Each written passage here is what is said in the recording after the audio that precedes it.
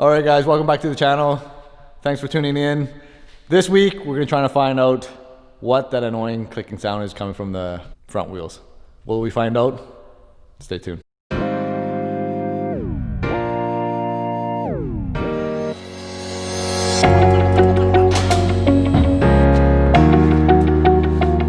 Aramis is gonna walk us through this. We're gonna diagnose or determine or trying to figure out what it is. We don't know what it is either. We've done a lot of research online. Did a lot of reading up on the GTR forums. It seems like there's a lot of speculations, but actually not, I guess, confirmed of what it is or what's causing it. We narrowed it down to it's coming from the actual axle itself, right, or something. The center, here. So there's a lot of speculations that it's an axle noise, but for any guys out there that know mechanical know that an axle sound, it's obviously a clunking sound, but it's more of a dull, woody, tunk tunk tunk tunk tunk sound. The sound that portrays right now out of this front end is more of a high pitch snare, click click click click click. And that's definitely not an axle sound. It's not a bearing sound either, because from driving on the car last time, typically bearings tend to hum a lot and get noisy. Definitely, I don't presume to be a bearing sound or an axle sound. So it's going to be interesting to find out and investigate here from the start, because it's a pretty annoying sound and it just bothers me because I want to find out what it is, and it's always very sporadic. It's not always very linear where you get the same sound, tung tung tung. It goes, so we're gonna go and find out and dig into it, and then hopefully we can find a remedy for it and find out what it is. So just to be clear, it is not from the pin here, because we replaced. We didn't replace it. We just added that extra clip, so that resolved that loose pin sound. So, all right, guys. Wish us luck. Give us a thumbs up. Hopefully we figure it out for you guys. So we're going to start off by taking off the caliper, and you'll need a 3/8 Allen key.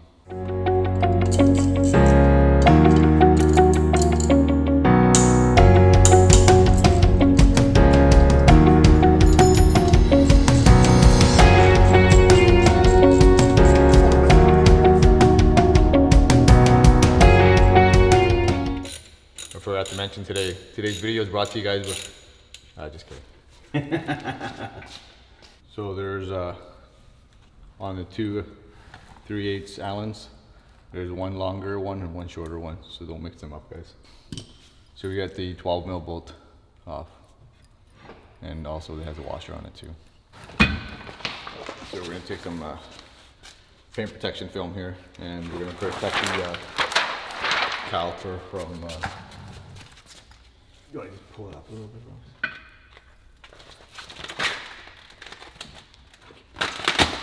Right here.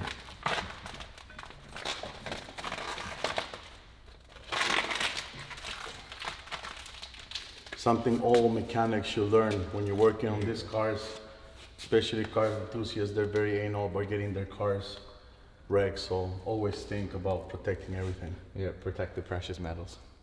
Yeah. You guys know a lot of hard work and sweat and a lot of money goes onto these things, so you don't need to get wrecked. So all we did was just remove the 3/8 Allens and the 112 bolt, and it just slid right off, right? Yeah. There you go, guys. So now we're gonna put a little bit of heat and just release some of that crusty rust, and then see if it comes out easy. If not, we're gonna use a little bolt in here, and we're gonna use that to push the rotor out and hopefully find out what's behind there. Word of advice: wear your glasses. You only got two eyes. They can be replaced.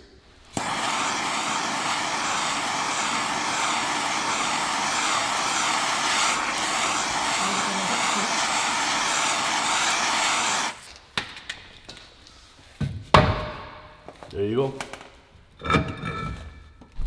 So like closer inspection, there is a little bit of rust buildup. Keep in mind, you guys, that this car was winter driven by its previous owner before I acquired it, and there is a little bit rust and brake powder buildup here. On the forums, they say that was one of the solutions, was cleaning them out, and it gone away. So we're gonna clean that out, but on the forums, they said after a month of driving, then that clicking noise came back. So we're gonna see if we can come up with a permanent solution for it. So nobody puts Centrix? The stock ones never had Centrix? Nope. And do you think that's what it is? There's a little bit of play sometimes. Well, let's clean it But up. on the real ones, it doesn't. No, but they don't turn. There's an extra stress when you turn, right? Yeah. You know what I mean? Yeah. So guys, after doing a little bit of investigation here, it's a myth, I guess. We're gonna become mythbusters here, but this particular, when you put the aftermarket rims, they don't seem to put eccentric hub rings. I have a theory, and I just noticed that looking at all the bolts, there's a shiny spot in all the areas. If you see this right here, there's a shiny spot there. This one doesn't have it. Then there's one right there. And you keep going, and usually there's another one right here. And usually those are spots from the wheel kind of resting on it, right? Like a shiny mark has been hit. If you go back to the backside, the ones that have the shiny marks on the inside, so when this is down, shiny mark is right here, which is when the rim goes up. If you look at the top, there's no marks on it. So we have a little theory going on here that, you know, with aftermarket rims, the guys that don't have aftermarket rims, maybe comment below. Fong will talk more about that if you guys are getting the same noise. But it looks like with aftermarket rims, you might have to use eccentric hub rings. We're gonna clean the rotors and clean this area, and then we're gonna try something and see if that's part of the issue as well too, because those little shiny marks are actually coming when the hub is actually down here, which makes sense. That's when the tire will go up, right? So I've read online, some of the guys were torquing these studs down to 114, which is like track specs, because OEM specs are in about 98 foot-pounds. They claim that it goes away for a while and the noise disappears for roughly about a month. Same thing as cleaning out all the rust. After looking at the evidence here, physically there's little shiny spots, and Aramis thinks that it's basically wheel slap, and then that's what's causing that every so often click, click, click, click, click, click. I noticed when I put my T37s on track Ultras, and they don't have hub-centric rings that comes with it. So we're gonna try that, and hopefully that solves the issue, or hopefully that is, because that would be like, I guess, a game miracle, changer, man. yeah, for Game, everybody, yeah. right? So for all you guys that are running stock rims, let me know, comment below, let me know if you guys have that clicking noise, because there are some guys that are claiming that they have a very low mileage on their brand new R35s and have that clicking noise, and then brought it in for warranty and stuff like that. But they never said if they were running on stock rims or actually aftermarket rims. So for you guys that are doing that, let me know if you guys have stock rims on it and have that clicking noise. Right. I'd love to know. I guess it will tell us right away if it's stock or aftermarket rims. Yeah, and you know, in another guy, like you were saying, the comment that you made about tying these bolts up to a certain torque spec, which is what the stocks are. You said 98, and they're putting them up to 114. 214, which is, you know, you're talking about 16 foot-pounds. You're taking this bolt potentially to its shear point, right? And it makes sense, because what happens is when you torque this harder, the wheel gets pushed in harder, but you get a certain amount of stretch on the bolt, which if you're running hard, you know, you're stretching the bolt, you potentially take it to the shear point, and then after a certain amount of mounts, it comes back again, and that's because you've now stretched that bolt a little bit, and it's given that pillow effect, and now you have, you know, that play again on the wheel, right? So hopefully, you know, the guys that keep torquing these wheels, don't torque them too much where you bring them to that point that they can break on you. Yeah, it's going to be premature failure, right? Yeah. You don't want this to fail on the track. So it's pretty much like a Band-Aid. You're not solving the problem, you're just covering up the issue, but not fixing it. So unless you're tracking it and plan on changing out these studs quite often, I wouldn't recommend torquing them down to 114. Yeah. I would just stay with this torque specs. All right, guys. So we're gonna clean out all the rust and all the brake dust, and then we're gonna put some copper coat. Yeah, and some anti-seize. Never sneeze, never seize, copper coat, whatever your old school guys out there call them, or the new school guys call it. All right, so hopefully that works. And then we're during the week we're gonna run down to Envision, and we're gonna grab the hub-centric rings, and we're gonna go do a comparison, see if that works or not.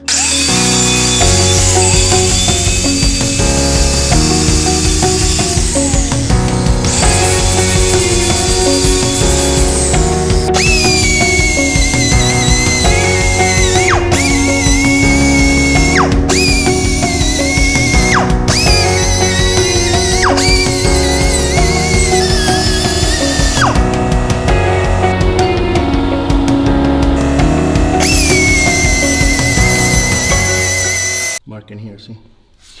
There's a slop right there. And as you turn it around, there's nothing in there. Then you go back to where the wheel gets pressure, see? Boom. Nothing there, see? Look at the top, slop right there. As I turn it, nothing there. See that, guys? Hopefully the camera can catch it, you guys. But it's evident that there's wheel slap on it, and it's not all the way around. You look at here, no marks, come right there, boom, slap. Keep coming forward, see? There's nothing there now. Yeah. So quite honestly, I'm hoping that wheel slap theory is, I guess, true, right? Because that would probably be the easiest fix, or the cheapest fix too, is buying hub-centric rings. Yeah. And it solves the problem, you guys. Imagine taking the vehicle to get service for this. How much money they're spending to clean all that. I mean, that probably, a shop will charge you probably 4 hours, 3 hours to do that. And on an average shop here, that'll be at least a $500 bill, when all it is, it could have been a... But the only thing that's weird is because when I washed my car, it went away for a bit, and then it came back. And then, and the other theory was... friction. When, you know, when the guys went to the dealership and got their, everything all cleaned out, it went away for a month and it came back. So what do you think that, because with the wheel slap, wouldn't it be consistent all the time? No, but you're realigning the wheel and you're retorquing wheels. Oh, yeah. Yeah, you're right. There you go. So, because it does. Everybody says that it goes away for a week or a month, and then it comes back. So, hopefully we're on to something, you guys, and have an answer to and a solution for everything here. So, fingers crossed. Give us a thumbs up, guys. And some of you guys are probably wondering, how come the noise is not on all of them, and only just the front two? And what do you think, Aramis? Well, you know, a big point is that your wheels on the back are pretty considered like a static wheel, right? So there's no turning on that. So therefore, you're not putting that stress. So when you're turning the car, as the tire turns, there's a certain amount of stress for the car to turn. So you're actually putting more stress on the front wheels as they're turning, and that's why they could cut that moving. And that's only, and the noise only comes on when turning. Then turning, and that's on the front only, yeah, right? so a lot of guys right away think that, oh, it's CV boot. Yeah, it's usually an axle, right? Right. But remember that when an axle goes, it's more of a clunking noise. It's a clunk, deep.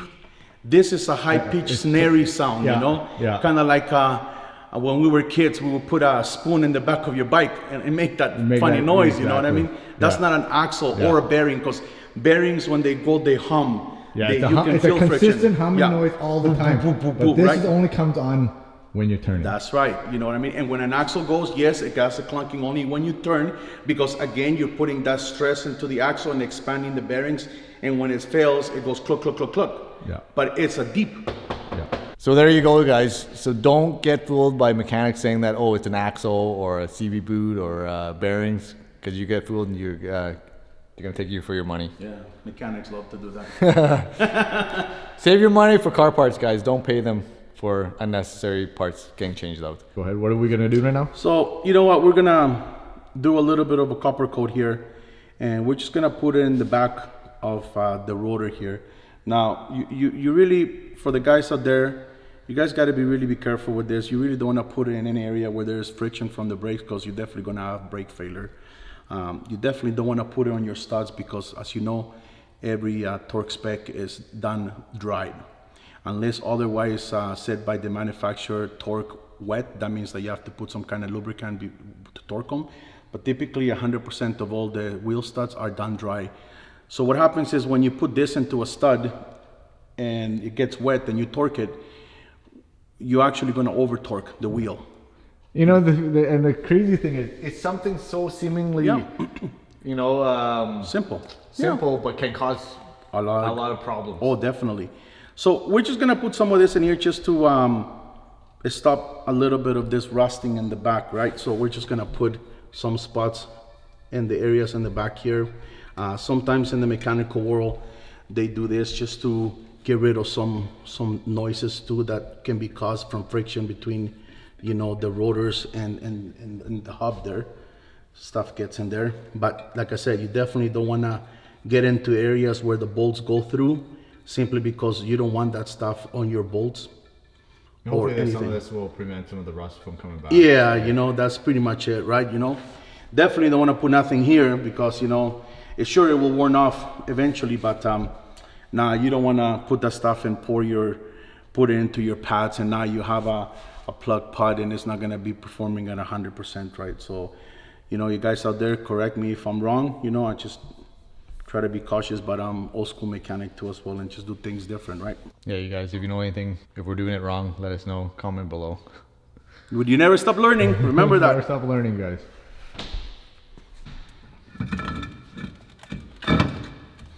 One little trick when you put in the calipers in there, if the pads are very nice and tight to slide it on there, it's a good idea to put 2 studs just to through the rotor so it's nice and straight. That way you're not trying to put this caliper in there and it's hard to because it's crooked. Make sure you guys use mine's $1,000 lug nuts, titanium lug nuts. Just kidding, guys. But look how beautiful those guys. Thanks to the wifey. Thanks to the wife. Just absolutely beautiful, you guys. I didn't even take them off because I was scared of scratching them. I let them take them off. All the way from Japan, you guys. It was like a full day's trip just to get these. So they're worth more than $1,000 then, because you got to put the trip and all that there. Sent a lot of sentimental value, guys. All the way to Japan, my first trip to Japan, and my wife picked them up for me at Mine's performance shop, and can't put a price on that, you guys. These are a good idea. Yeah. I really like that. The last time I did it wrong, so oh my god, I picked them up pretty good. Right. See how easy it went? Yeah. Because it's true, right? A lot of times if it's loose, it moves. People are like, you know what I mean? Yeah. Also, my comment, guys, some of you guys may say, how come Chico's not using air tools? Listen, I love air tools, but like I said, I'm old school. I do this for fun, so I like to enjoy it. You see this turning right here? Takes my mind somewhere else, and I don't have to worry about the complaining or the stress of work. So just like to do it manually. And then I get a feel for what you're doing, but definitely, you know what, if you're dorking things, you want 80% of it with air tool, and then the 20% with a wrench, or even 90% with an air tool, and then the 10% with a torque wrench. And So- Fong just told me here that we're gonna have to do some torque specs here. According to the Nissan specs, you have to torque top one, bottom one, and then the middle one. Now, which one's bottom and top? That I don't know. Which is one farther there, one out? I'll check it out. The bottom one is the shorter one, Aramis. Yeah? Yeah. So the longer 3/8 is on top, which is A, and the shorter one is B, which is the, so don't mix them up, guys. Oh, I'm pretty sure you can't mix them up. The main thing is don't lose the washers. All 3 of them comes with a washer. Usually if you put the long one in the bottom one, you should either bottom out and you won't be able to tighten it up anymore. So the torque specs for the brake caliper for the 38 is 74, and the 12 mil bolt is 18 foot-pounds. After we get the hub-centric ring, see if it goes away, and we'll talk about it and give you guys a lowdown on what we did and what we think of why it disappeared. Just while you guys are talking about the nylon washer. Just for anybody out there, I'm not saying that anybody will do this, but never put a washer in between your studs and your wheels. Nylon, you know, first of all, you'll create a pillow effect and you won't be able to torque your wheels proper. Yep.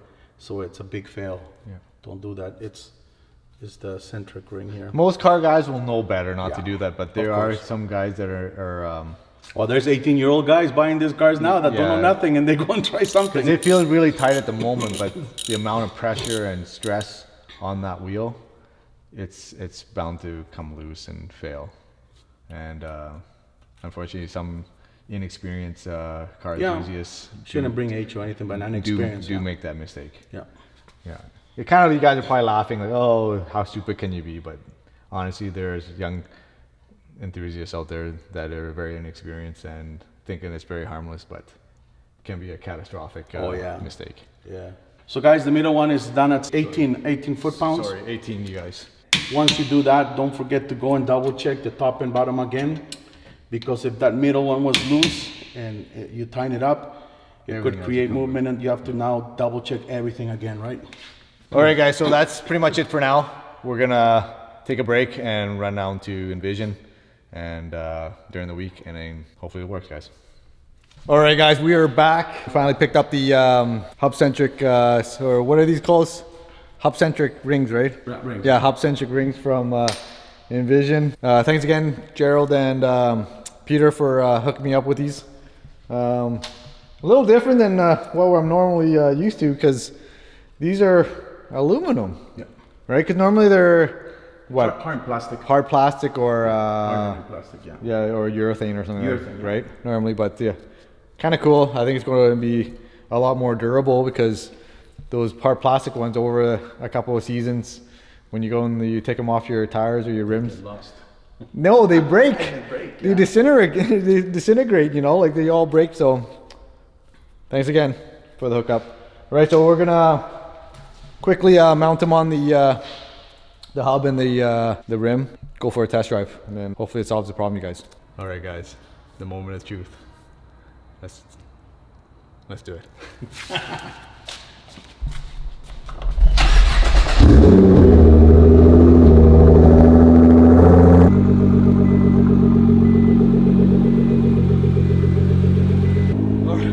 All right, guys, so far so good, because normally when I pour it out of the garage, you can instantly hear it go click, click, click, click, click, click. So this is the moment of the truth, guys. You want to do a 360 circle, and let's see if it works or not. Not bad. Okay, so far we cleaned this side, but we didn't clean the other side with all the grass and stuff, so we took off all that stuff for nothing, right? So let's go and put the GoPro to the other side and do the other, do a right hand turn.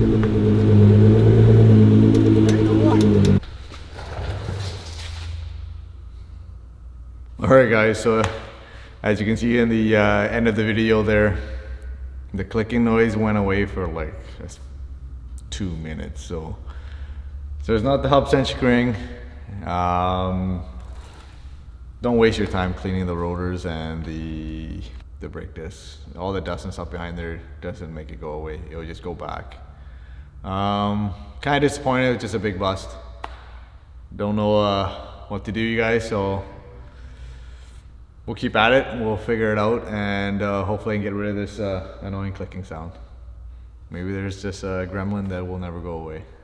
All right, guys. Thanks again for joining me this week. Again, do subscribe to the my channel. Give me that thumbs up, you guys, and we'll see you guys in the next vlog.